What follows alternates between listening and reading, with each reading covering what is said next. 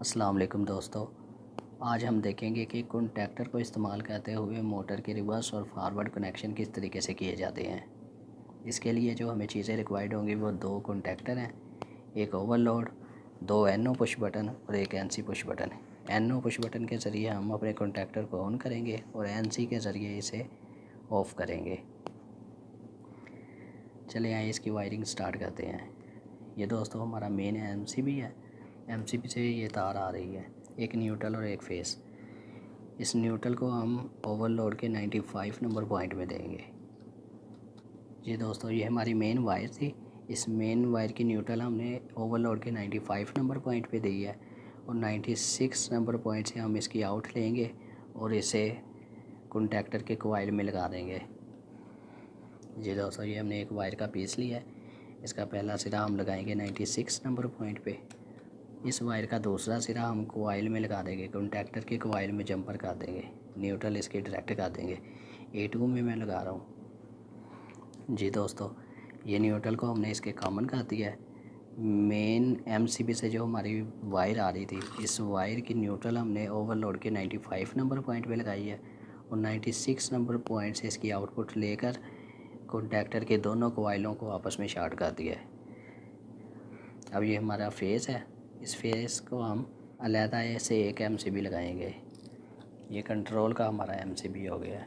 अब इस एमसीबी के आउट से एक वायर लेंगे और उसे एनसी पुश बटन के इनपुट पे लगा देंगे। जी दोस्तों, मेन फेस को हमने एमसीबी में दिया है इनपुट पे और आउटपुट से हमने एक वायर ली है और उसे हमने एनसी के इनपुट में लगा दिया। अब एनसी के आउटपुट से हम इन सब एनओ को शॉर्ट कर देंगे। जी दोस्तों, आप देख सकते हैं एनसी की आउटपुट से हमने सबको आपस में शॉर्ट कर दिया। अब इस एनओ पुश बटन से हम इस कॉन्टैक्टर को ऑन करना चाहते हैं और इस एनओ पुश बटन से हम इस कॉन्टैक्टर को ऑन करना चाहते हैं। तो इंटरलॉकिंग इसके लिए हम करेंगे ताकि अगर एक कॉन्टैक्टर हमारा ऑन हो तो दूसरा अगर हम पुश भी करें तो हमारा कॉन्टैक्टर दूसरा ऑन नहीं होना चाहिए। इसके लिए इंटरलॉकिंग बहुत ज़रूरी है। इंटरलॉकिंग इसकी करते हैं।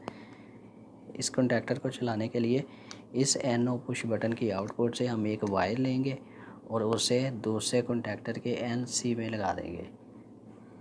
जी दोस्तों, आप देख सकते हैं इस एनओ पुश बटन की आउट से हमने एक वायर ली है और उसे कॉन्टैक्टर के एनसी पॉइंट पर लगा दिया है। अब इस एनसी की आउट से हम एक वायर लेंगे और उसे इस कॉन्टैक्टर के कॉइल पे लगा देंगे A1 पे। जी दोस्तों, ये इस कॉन्टैक्टर के लिए हमने इंटरलॉकिंग इस कॉन्टैक्टर से की है इसकी। अब इस कॉन्टैक्टर को चलाने के लिए इस कॉन्टैक्टर के साथ हम इसकी इंटरलॉकिंग करेंगे। वही तरीका सेम इस्तेमाल करेंगे। इस एनओ पुश बटन की आउट से हम एक वायर लेंगे और इस कॉन्टैक्टर के एनसी पॉइंट पर लगा देंगे। जी दोस्तों, आप देख सकते हैं इस एनओ पुश बटन की आउट से हमने एक वायर ली है और उसे कॉन्टैक्टर के एनसी पॉइंट पर हमने लगा दिया है।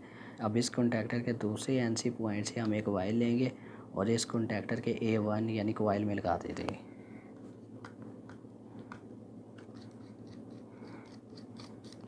जी दोस्तों, आप देख सकते हैं इस एनसी के आउट से हमने एक वायर ली है और उसे दूसरे कॉन्टैक्टर के कॉइल पे हमने लगा दिया है। हमने जो ये पुश बटन लगाए थे एनसी पुश बटन के आउट से जहाँ से हमने ये एनओ पुश बटन को जंपर डाले हैं, यहाँ से किसी भी आप पॉइंट से एक वायर ले लें और उस वायर को एनओ कॉन्टैक्टर के एनओ पुश लगा देंगे। जी दोस्तों, आप देख सकते हैं इस एनसी की आउट से हमने जहाँ से हमने ये एनओ को जंपर डाले थे वहाँ से हमने एक वायर का पीस लिया और उस वायर को दोनों कॉन्टैक्टर के को आपस में शॉर्ट कर दिया।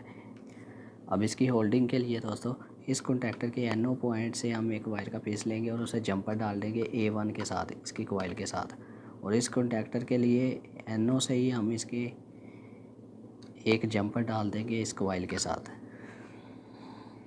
जी दोस्तों, आप देख सकते हैं कॉन्टैक्टर के इस एनओ पॉइंट से हमने एक जंपर डाल दिया। इस कॉन्टैक्टर को होल्ड करने के लिए हमने इसके एनओ पॉइंट से एक वायर का पीस लिया और उसे जंपर कर दिया कॉइल A के साथ।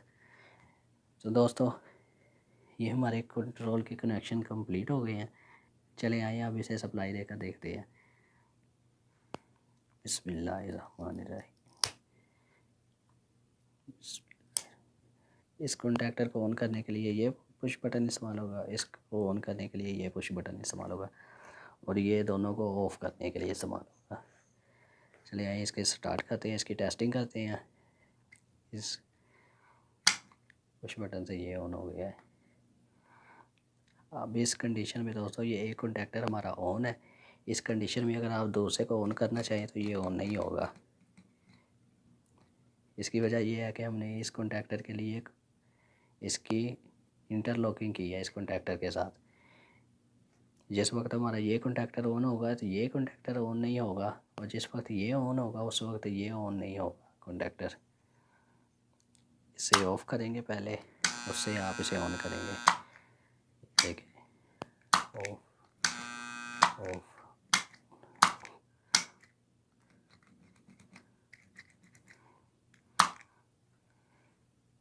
जी दोस्तों, ये हमारे मोटर को चलाने के लिए रिवर्स फॉरवर्ड कनेक्शन की कंट्रोल वायरिंग है। ये दोस्तों दूसरी वीडियो में मैं आपको बताऊंगा कि आप मोटर के लिए कितने एम्पेयर का कॉन्टैक्टर और ओवरलोड कितने एम्पेयर सेलेक्ट कर सकते हैं। यानी अगर आपने मोटर को स्टार में चलाना है तो आपको कितने एम्पेयर के कॉन्टैक्टर चाहिए, कितने एम्पेयर की ओवरलोड चाहिए, और अगर आपने मोटर को डेल्टा में चलाना है तो आपको कितने एम्पेयर के कॉन्टैक्टर चाहिए और ओवरलोड कितने एम्पेयर की चाहिए। इसके साथ ही इजाज़त दीजिए। अल्लाह हाफिज़।